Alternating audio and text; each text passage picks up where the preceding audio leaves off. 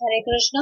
So today we will start our new book, Krishna भावनामृत एक अनुपम उपहार। तो उसका हम सबसे पहला चैप्टर आज देखेंगे। क्या है चैप्टर का जो टॉपिक है?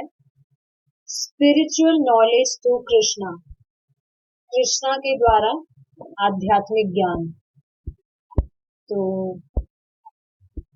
देखेंगे, बहुत इंटरेस्टिंग है। कृष्ण भावनामृत एक महत्वपूर्ण आंदोलन है जिसका उद्देश्य सभी जीवों को उनकी वास्तविक चेतना की ओर लाना है। जिस प्रकार यहाँ पर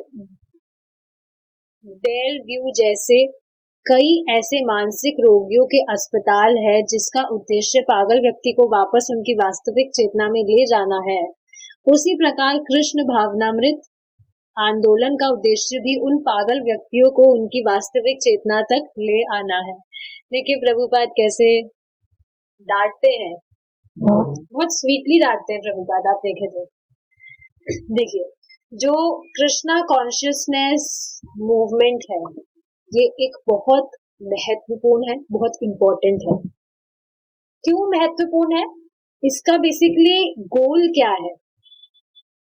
देखिए, ये बात सबसे पहले समझने की है कि ये जो हरे कृष्णा मूवमेंट बोलते हैं इसको काफी लोग, जो कृष्णा कॉन्शियसनेस है, जो इस्कॉन है, international society for Krishna consciousness, इसका एम क्या है? क्या एम है? सभी जीवों को उनकी वास्तविक चेतना की ओर ले आना है। मतलब कि अभी व्यक्ति जो समझ रहा है वो उसकी वास्तविकता नहीं है, उसकी वास्तविक चेतना में वो नहीं है। इल्यूजन से तो वो ग्रसित है, जो भ्रम में पड़ा है, जो सच नहीं है उसको सच मान के वो भटक रहा है। तो देखिए यहाँ पर प्रभुपाद कह क्या रहे हैं। सबसे पहला जो क्वेश्चन है वो क्या है कि जो प्रभुपाद है किसको पागल कह रहे हैं? अगर कोई व्यक्ति कृष्ण भावना में नहीं है तो उसे थोड़ा बहुत पागल ही समझना चाहिए। भारत में कुछ समय पूर्व हत्या की एक दुर्घटना घटी हुई जिसमें हत्यारे ने अपनी सफाई देते हुए कहा कि हत्या करते समय वह पागल हो गया था और इसलिए उसे यह मालूम नहीं हुआ कि उसने क्या कर दिया। अतः ये देखने के लिए कि हत्या करते समय वह वास्तव में पागल हो गया था या नहीं, एक दक्ष मनोवैज्ञानिक को उसके परीक्षण के लिए बुलाया गया। परीक्षण के बाद डॉक्टर ने अपनी राय देते हुए कहा कि उसने अनेक रोगियों की जांच की थी और जितने भी रोगियों के संपर्क में वह आया वह सब थोड़े बहुत पागल थे। इसलिए यदि अदालत चाहे तो इस आधार पर उस अपराधी को माफ कर सकती है। इस बंगला कविता में एक महान वैष्णव कवि ने लिखा है। ठीक है, देखिए सबसे पहले इसको डिस्कस करेंगे, बोला क्या जा रहा है। सबसे पहला क्वेश्चन क्या है यहाँ पे कि जो इंसान भक्ति नहीं कर रहा है, जो इंसान कृष्ण का भक्त नहीं है, उसको प्रभुपाद पागल क्यों कह रहे हैं? अरे भाई वो तो बहुत पढ़ा लिखा है, उसने पीएचडी करी है, फिर पागल क्यों कह रहे हैं उसको? भक्ति नहीं कर रहा है तो क्यों नहीं कह रहे? Because he is not aware of his true identity. Real identity क्या है उसकी, उससे वो अवेयर नहीं है। समझ पा रहे इसका मतलब क्या है? पागल क्यों कह रहे हैं प्रभुपाद उन व्यक्तियों को कि वास्तव में वह कृष्ण के अंश है, लेकिन पागलपंती कर रहे हैं, भक्ति नहीं कर रहे हैं और किसी दूसरी चीजों को ही ज्यादा महत्वपूर्णता दे रहे हैं। पागल व्यक्ति का लक्षण क्या होता है? जो वो है नहीं। देखिए पागल व्यक्ति क्या होता है, वो पागल होता है, लेकिन पागल क्यों होता है वो? क्योंकि वो जो है नहीं वो खुद को समझता है, इस वजह से उसे पागल कहा जाता है। जैसे आप देखेंगे कभी कोई कुछ ऐसी चीज कर देता है जिसे आप मजाक मजाक में बोलते हैं, अरे तुम पागल हो गए हो क्या कर रहे हो, ये पागल हो गए हो। तो मतलब जो चीज उनसे एक्सपेक्टेड नहीं है वो उस चीज को कर रहे हैं, इस वजह से हमें उन्हें बोलना पड़ता है या हमें भी कई बार सुनना होता है। तुम पागल हो गए हो क्या? तो देखिए, पागल व्यक्ति यहाँ पर प्रभुपाद किनको कह रहे हैं कि व्यक्ति खुद को उपाधि से ग्रसित मानता है। क्या उपाधि? कोई कास्ट का है, मैं तो हिंदू हूँ, मैं तो मुस्लिम हूँ, या हिंदू में भी मैं तो गुप्ता हूँ, मैं तो सोनी हूँ, या मैं तो चौधरी हूँ, whatever। तो ये तो उपाधियां हैं। सही में तो आ, वो ऐसा इसलिए सोचता है क्योंकि खुद की पहचान वो इस शरीर से करता है। समझ पा रहे हैं? समझता है कि मैं ये शरीर हूँ। उसको आत्मा की तो कुछ डेफिनेशन पता ही नहीं होती है। इस वजह से इस उपाधियों से ग्रसित वो मानता है। या जो भी स्त्री है वो समझती है मैं स्त्री हूँ या मैं तो पुरुष हूँ। ठीक है, वो देह मिला है, पर्टिकुलरली बॉडी मिला है, उसके अनुसार कार्य करना होता है, बट है तो ये उपाधियां ही।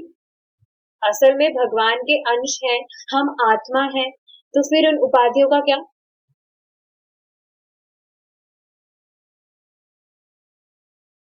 समझना चाहिए इस चीज को। कुछ व्यक्ति होते हैं जिनको मतलब पता लगता है, फिर भी कर रहे होते हैं। आप देखें ना, नहीं तो जो भी पीएचडी कर रहे हैं, बीटेक कर रहे हैं, उनका आत्मा से क्या संबंध है? कुछ भी तो संबंध नहीं है। पर सोचते हैं अब क्या करें, इतना दुख तो भोग लिया है, थोड़ा और भोग लेते हैं, कर लेते हैं थोड़ी और पढ़ाई। सच में मुझे खुद को याद आता है कि अगर मैं भी अभी पढ़ाई में पड़ी रहती अभी, तो नहीं रहा जाता, बहुत परेशान हो जाती हूँ। कभी कभी वो दिमाग में थॉट आ जाता है कि अभी मैं पढ़ रही होती तो क्या होता मेरा। सोचना भी नहीं चाहती मैं इस बारे में, एकदम फ्री। सबसे अमेजिंग चीज क्या है, भक्ति करने में कोई भी बंधन नहीं है, आप एकदम फ्री होके करते हैं। बाकी जो भी चीजें हैं आप देखिए उसमें कितना बंधन है, बाधित है आप। तो आत्मा का तो इन चीजों से कोई भी रिलेशन नहीं है। आप देखेंगे व्यक्ति जो है 8-10 घंटे, प्रभुपाद खुद कहते हैं इस चीज को, जो व्यक्ति है 8-10 घंटे काम करता है, फिर 10-12 घंटे सोता है, 2 घंटे बचे हैं तो उसमें क्या भजन करेगा? और भजन करता भी नहीं है फिर।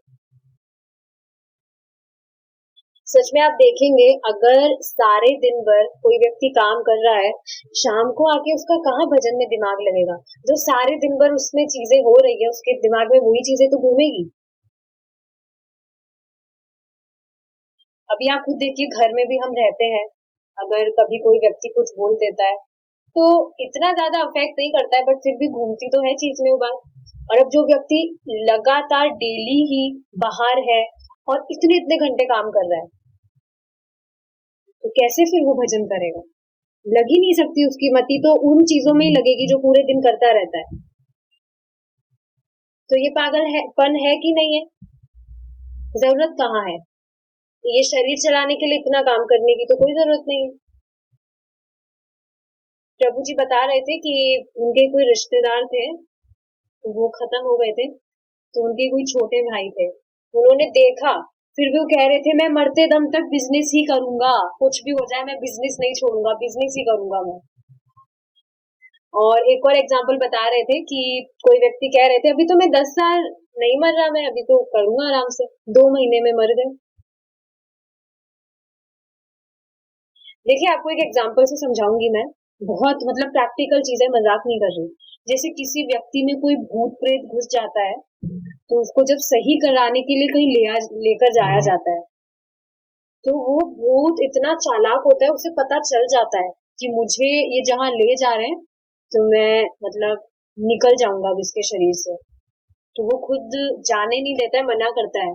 प्रभु जी खुद बता रहे थे, उनकी आंखों देखी बात है कि कोई थे, तो वो खुद कह रहे थे नहीं वहां मत जाओ, वहां मत जाओ, खुद कह रहे थे वो।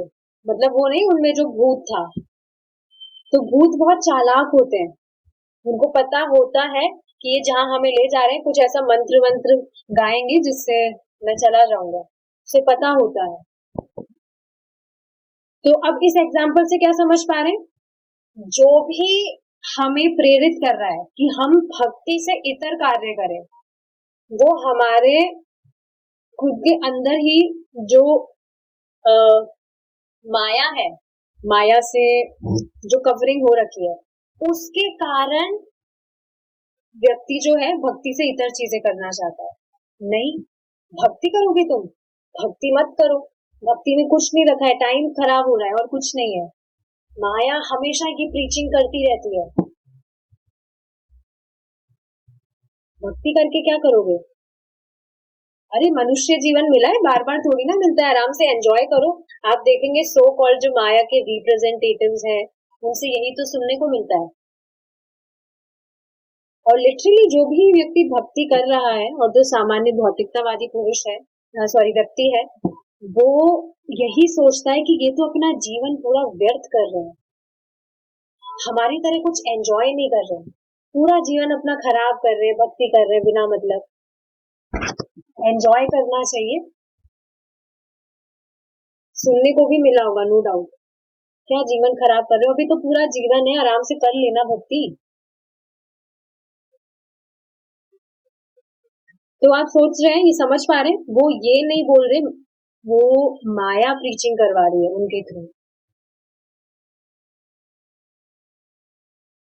ठीक है, अब देखिए दूसरा क्वेश्चन क्या होता है। आप देखेंगे कि जो व्यक्ति है, अगर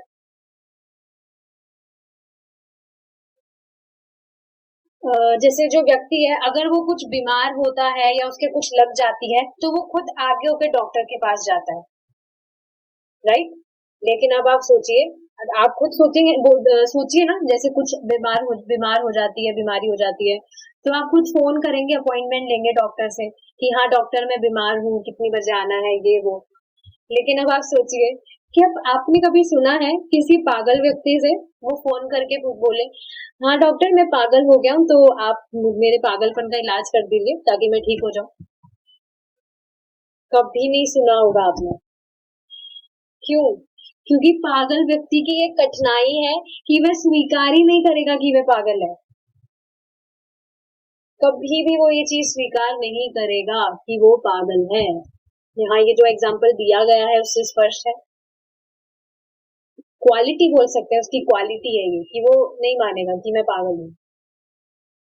इसी वजह से प्रभु जी एग्जाम्पल देते हैं कि जिस तरह से वो पागल है, उसको पकड़ के 4-5 लोग पकड़ के हॉस्पिटल लेकर जाते हैं ताकि उसका इलाज हो, खुद नहीं जाएगा, वो खुद नहीं मानेगा कि वो पागल है, तो उसको पकड़ कर लेके जाते हैं। उसी तरह से कोई जो भक्त है, उसको भक्ति में लाने के लिए बहुत ज्यादा, आप कहेंगे, मेहनत करनी पड़ती है, क्योंकि इजीली हर कोई कन्विंस नहीं हो जाता है। उनके बार बार पीछे पड़कर उनको कन्विंस करना पड़ता है, लेकिन ऑफ कोर्स फोर्स नहीं करना होता है। फोर्स करेंगे तो इरिटेट हो जाएगा। पीछे पड़ने का मतलब क्या है कि you have to take care of him. थोड़ी थोड़ी आपकी बात मानने लगा है तो उसका हमेशा ध्यान रखिए, उसके पीछे लगे रहिए। सुबह उठ पा रहे हो नहीं उठ पा रहे हो, आओ आओ चैंटिंग करो, क्लास लो, वॉटेवर। तो ये चीज है।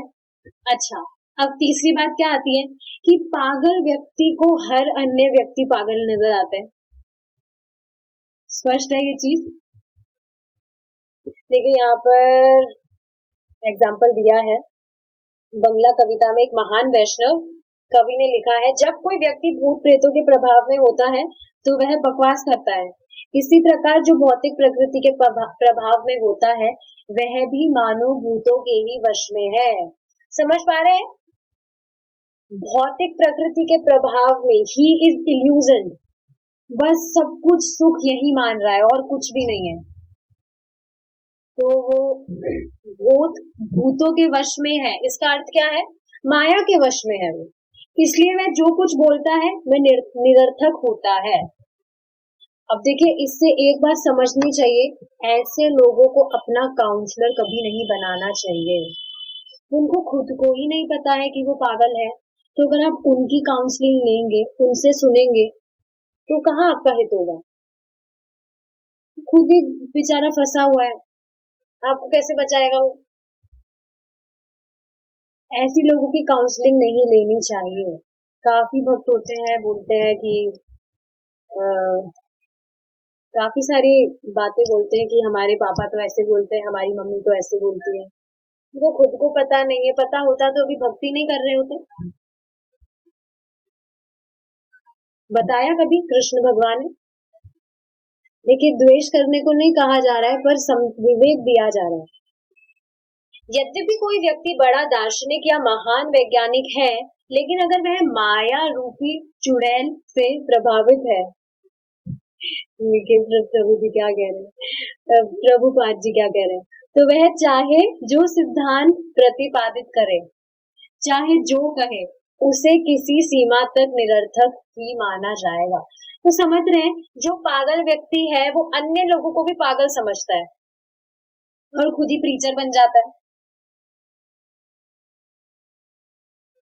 People think that we are mad, but we know they are mad. How? How they are mad? क्यों पागल है? आप खुद बताइए, उनको खुद को दिख रहा है कि सभी जो भी वो काम कर रहे हैं वो दुखदाई है,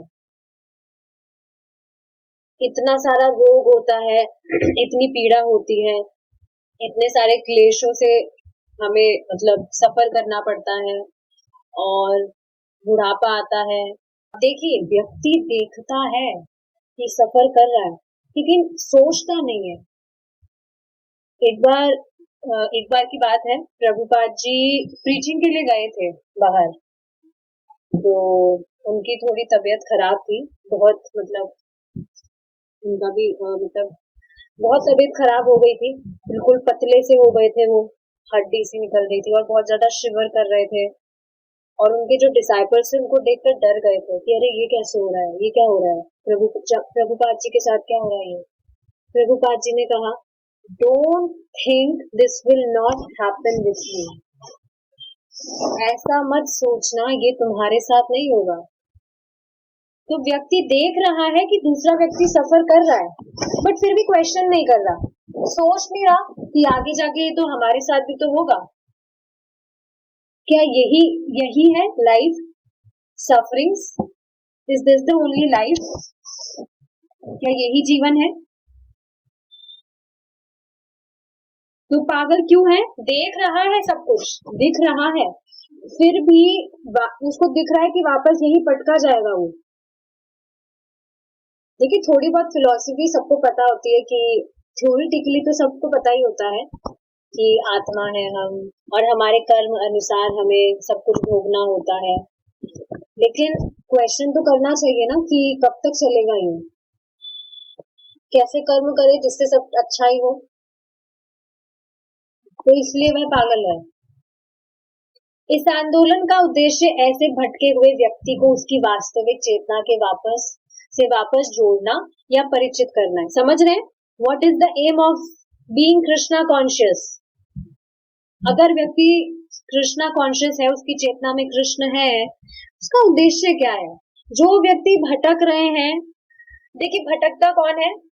जैसे जो व्यक्ति पागल है, खुद को कुछ और मान रहा है वो, तो उसका इलाज करके उसकी जो रियल वाली स्थिति है उसको उसमें स्थित किया जाए, यही होता है उसका जो भी ट्रीटमेंट होता है, उसका उद्देश्य डॉक्टर का, राइट? उसी तरह से जो भी व्यक्ति है इस तरह से भटका हुआ है, तो उसकी वास्तविक चेतना वापस, उसकी जो वास्तविक चेतना है उससे वो परिचित हो कि वो है कौन। ये उद्देश्य है कृष्ण भावनामृत का, और वह निर्मल चेतना है कृष्ण भावनामृत। ठीक है, व्यक्ति कृष्णा कॉन्शियस हो, यही निर्मल चेतना है, हिज ट्रू कॉन्शियसनेस। जब बादलों से पानी बरसने लगता है तो उस समय वह दूषण रहित शुद्ध जल होता है, पर जैसे ही वह पृथ्वी का स्पर्श करता है तो वह मटमैला हो जाता है। इस प्रकार हम सब भी दिव्य आत्मा है, भगवान श्री कृष्ण के अंश है, इसलिए हमारी वास्तविक वैधानिक स्थिति भी उतनी ही पवित्र है जितनी कि स्वयं श्री भगवान की है। समझ रहे हैं कितना अमेजिंग पॉइंट कहा है श्रीला प्रभुपाद ने, कि जैसे एक जो बारिश का पानी है बहुत शुद्ध जल होता है वो, पर जैसे ही पृथ्वी से उसका स्पर्श होता है, पृथ्वी इन सेंस कि नीचे जो भी गंदगी हो रही है, कीचड़ वगैरह है या वॉटेवर मिट्टी वगैरह है, उससे जैसे स्पर्श होता है तो वो मटमैला हो जाता है। नीचे पानी गिरा हुआ पिएंगे तो नहीं आप। हाँ, ये बात अलग है कि अभी पता नहीं कुछ भी जो चल रहा है, तो बारिश का पानी भी ऐसा नहीं है पीने योग्य है, एग्जाम्पल से समझाया जा रहा है। उसी तरह से जो जीव है वो भी शुद्ध है, इटर्नल है। क्यों? भगवान का अंश है, तो भगवान का जैसा स्वरूप है वैसे ही उनके अंश का स्वरूप है, लेकिन इस भौतिक प्रकृति के स्पर्श के कारण, इस भौतिक प्रकृति के संपर्क के कारण वह जीव भी, मतलब आत्मा मैली नहीं हुई है पर वो अज्ञान से ग्रसित हो गई है। तभी तो खुद का उसका जो परिचय है कि वो स्वयं कौन है, इससे वो भटक गया, उसकी क्षमता ही नहीं होती है सोचने की। तो इसी प्रकार हम भी दिव्य आत्मा है, हम भगवान की तरह ही पवित्र हैं, लेकिन हमारी जो वास्तविक स्थिति है हम उससे ओझल हो गए हैं भौतिक प्रकृति से संपर्क होने के कारण, इस वजह से हम भटक गए हैं। श्रीमद् भागवतम में ये श्लोक कहा गया है जिसको हम अब कल डिस्कस करेंगे। Will continue tomorrow, so will stop here. Srila Prabhupada की जय।